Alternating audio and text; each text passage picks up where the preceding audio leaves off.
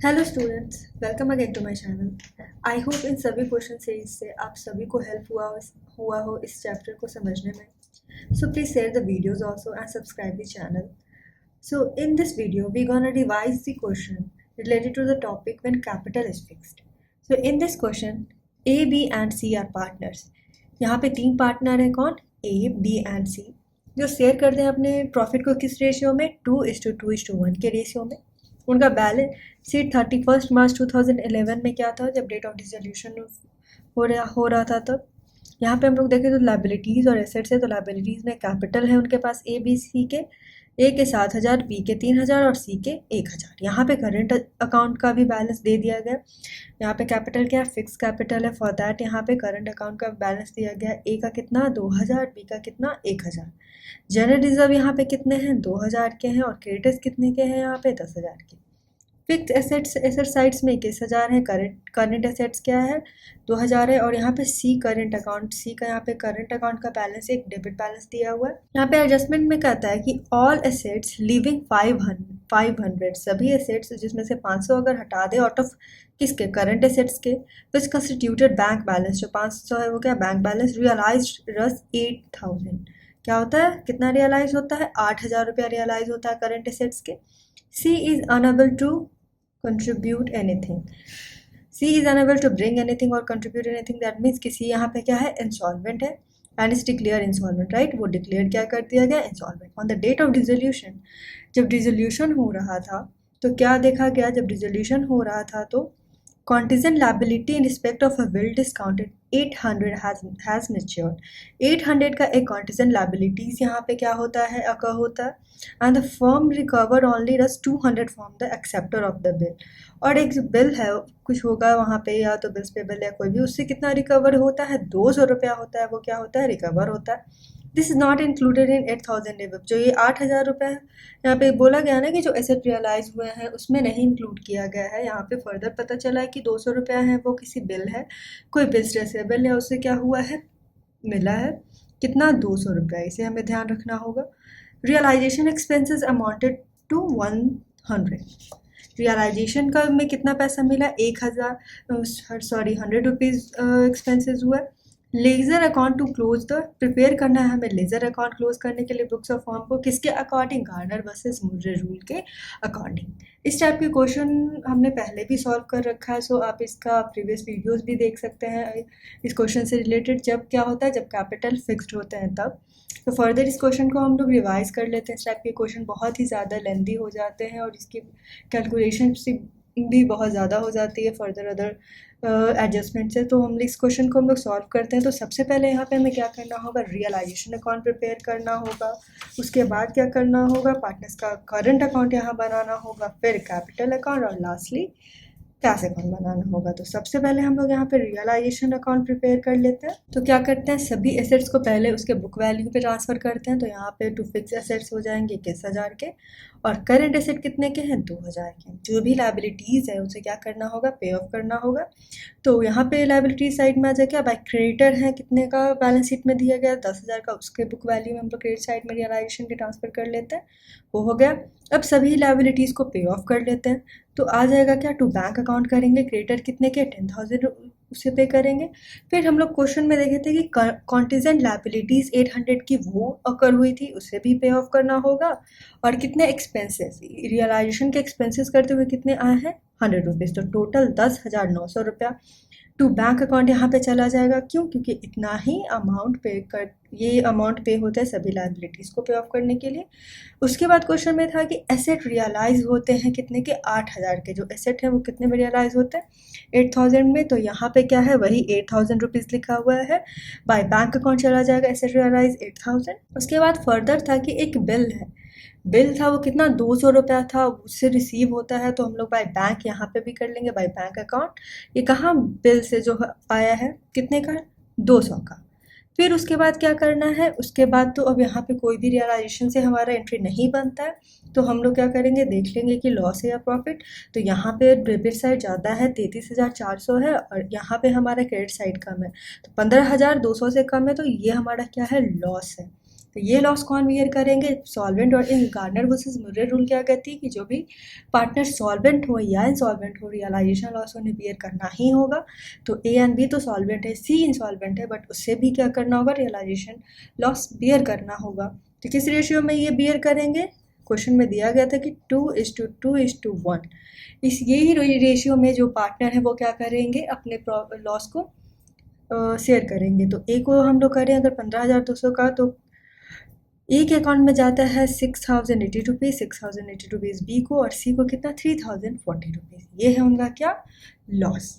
अब इस क्वेश्चन में फर्दर क्या करना होगा? तो अब हमें फर्दर प्रिपेयर करना होगा क्या? पार्टनर्स का करेंट अकाउंट, राइट। हम लोग क्या बना लेंगे? करंट अकाउंट बना लेंगे। तो जब करंट अकाउंट बनाते हैं तो जो भी लॉस होता है या जो भी रिजर्व्स होते हैं वो कहाँ, और जो भी चीज़ें प्रॉफिट एंड लॉस अगर कोई भी होता तो वो कहाँ जाता, वो हम लोग को ट्रांसफ़र करते हैं पार्टनर्स के करंट अकाउंट में। बाकी जो करंट अकाउंट का फिर बैलेंस होता है वो कहाँ ट्रांसफ़र होता है? कैपिटल अकाउंट में, राइट। तो हम लोग सबसे पहले करंट अकाउंट का यहाँ पे बैलेंस शीट में बैलेंस दिया गया था। अब देखिए यहाँ पे तो बैलेंस दिया गया था करंट अकाउंट का कितना? 2,000। बी ए का तो 2,000 दिया गया था, बी का 1,000 दिया गया था, और सी का करंट अकाउंट का डेबिट बैलेंस कितना? 3,000 रुपीज़ दिया। तो इसे हम लोग सबसे पहले पोस्ट कर लेते हैं। तो ए एंड बी आ जाएगा क्या? By balance B D. A का कितना है?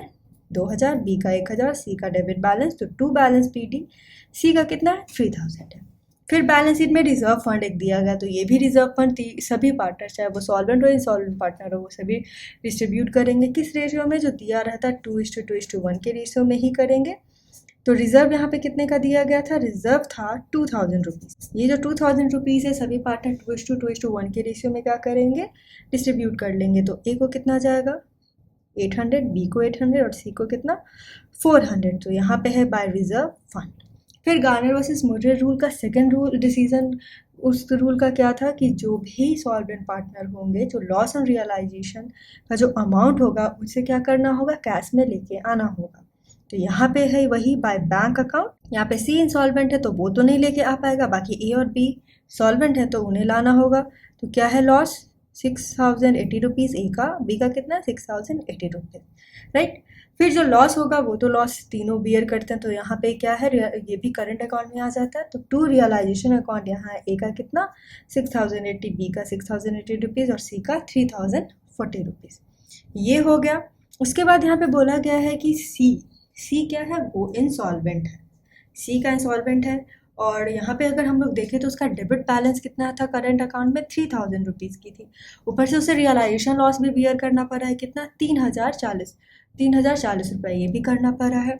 और कुछ भी वो कंट्रीब्यूट नहीं कर पा रहा है, वो कुछ भी कंट्रीब्यूट नहीं कर पा रहा है, उसके स्टेट से कुछ भी रिसीव नहीं हुआ है। तो उसके लिए हमें क्या करना होगा? ये जो सभी डिफिशियंसी होगी वो सॉल्वेंट पार्टनर बियर करेंगे।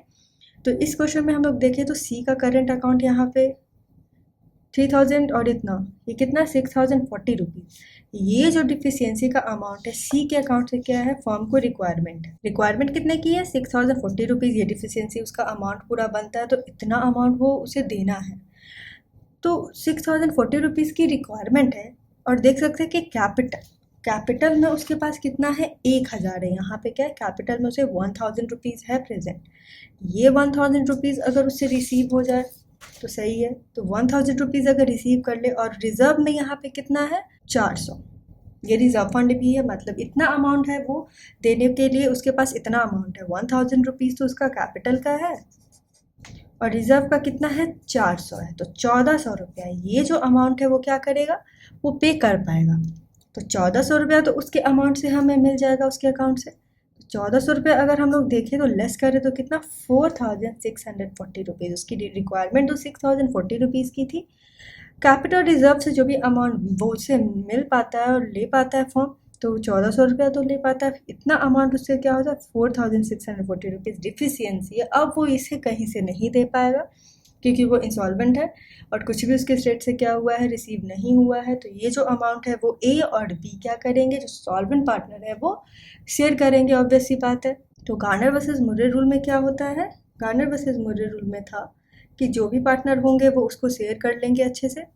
जो इंसॉल्वेंट पार्टनर का तो अपने कैपिटल बैलेंस रेशियो 7,000 है और 3,000 है। तो 7 और 3, ये 7:3 के रेशियो में क्या होगा?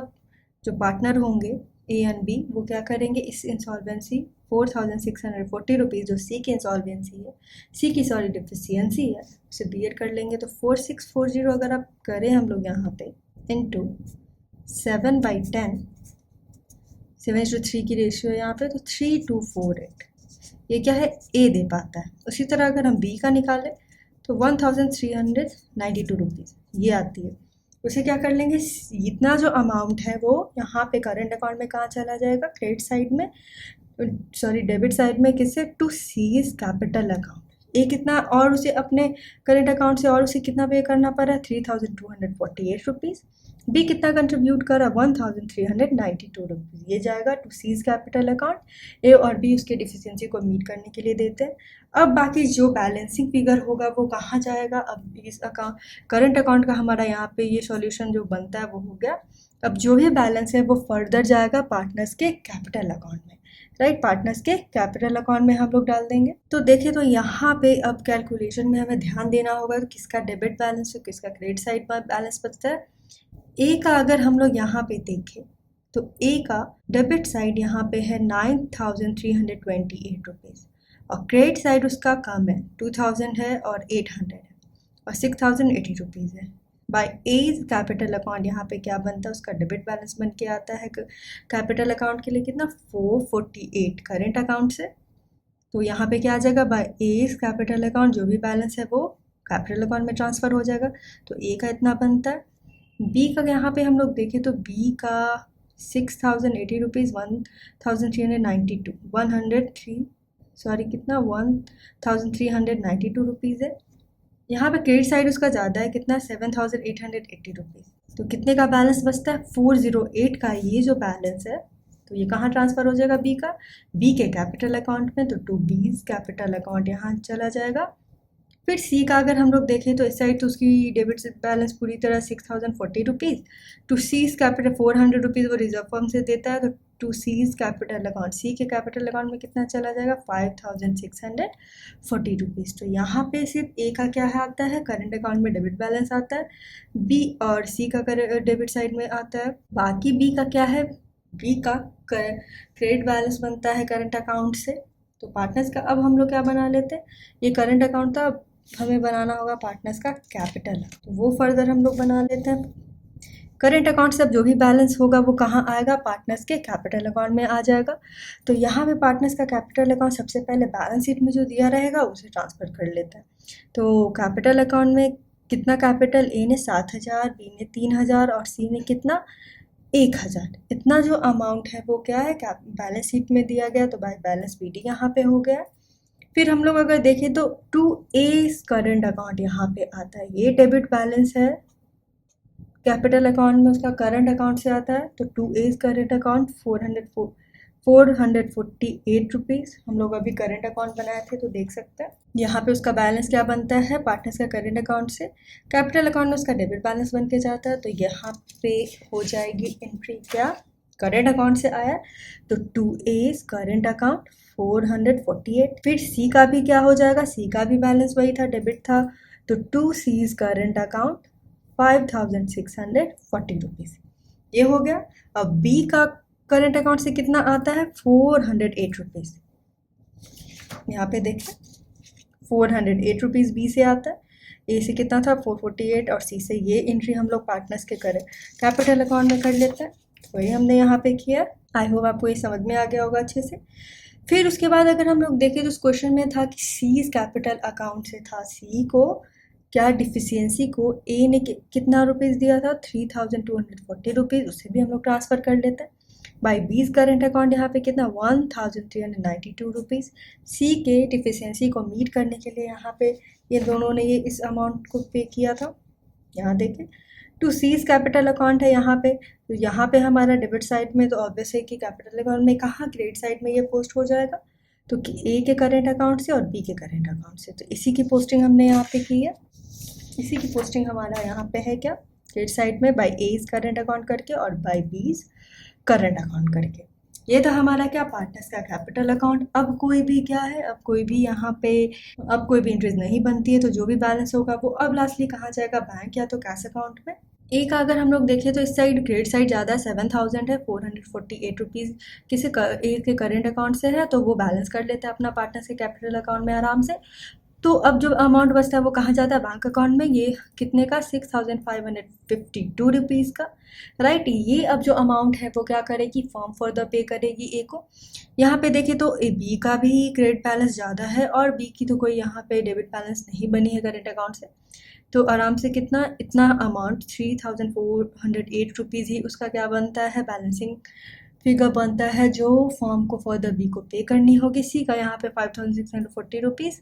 इस साइड में देखो ये इक्वेट हो जाता है, सी का अकाउंट यहाँ पे इक्वेट होता है। लास्टली हमें क्या बनाना होगा, अब लास्टली हमें बैंक या तो कैश अकाउंट बनाना होगा। यहाँ पे हमने बैंक लिखा है तो यहाँ पे हम लोग बैंक ही कर लेते हैं।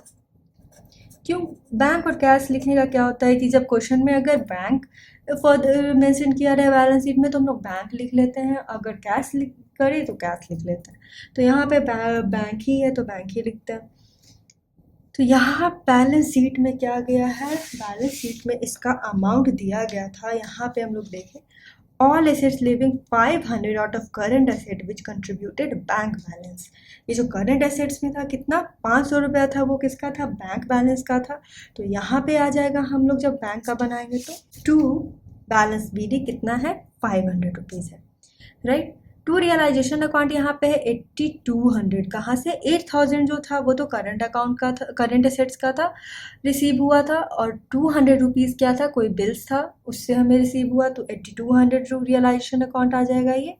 टू एज कैपिटल अकाउंट है, ये क्या है, ये जब गार्डनर वर्सेस मुर्रे रूल क्या कहता है कि जो भी सॉल्वेंट पार्टनर होंगे वो लॉस ऑन रियलाइजेशन को कैश में ब्रिंग किए, तो उन्होंने क्या किया है, कैश में ब्रिंग किया है था, तो करंट अकाउंट यहाँ पे हो जाएगा। सॉरी, क्यों, क्योंकि वो लोग करंट अकाउंट में ना लेके आए थे, हमेशा यहाँ पे मेरे से कैपिटल ले लिखा आता है, क्योंकि फर्दर सभी क्वेश्चन में हमें आदत हो जाती है। लेकिन यहाँ पे करंट अकाउंट में गया था, फिक्स था कैपिटल। तो यहाँ पे हमारा आ जाएगा क्या, टू एज करंट अकाउंट कितना, 6,080 रुपीज़। टू बीस करंट अकाउंट में कितना, 6,080 रुपीज़। इतना ये दो अमाउंट है जो कि सॉल्वेंट पार्टनर लेके आए थे लॉस ऑन रियलाइजेशन का। यहाँ पे हम लोग देखें तो पार्टनर्स का करंट अकाउंट था, वाई बैंक अकाउंट कितना, ए इतना लेके आया था, और बी इसी का पोस्टिंग हम लोग कहाँ करते हैं, बैंक अकाउंट बना रहे हैं तो उसमें। तो ये हो गया हमारा बैंक अकाउंट में। इस साइड डेबिट साइड टोटल अगर हम लोग प्लस करें तो आता है 20,860 रुपीज़। अब इस साइड हम लोग देखते हैं बैलेंस करके, यहाँ पे देखें तो पार्टनर्स कैपिटल अकाउंट में बैंक अकाउंट का बात हुआ है, तो यहाँ पे ये जो अमाउंट है वो फर्म को पे करनी होगी, ए और बी को। तो यहाँ पे बाई एज कैपिटल अकाउंट है कितना, यहाँ से ट्रांसफ़र हम लोगों ने किया 6,552 रुपीज़, बाई बी का कैपिटल कितना, 3,408 रुपीज़।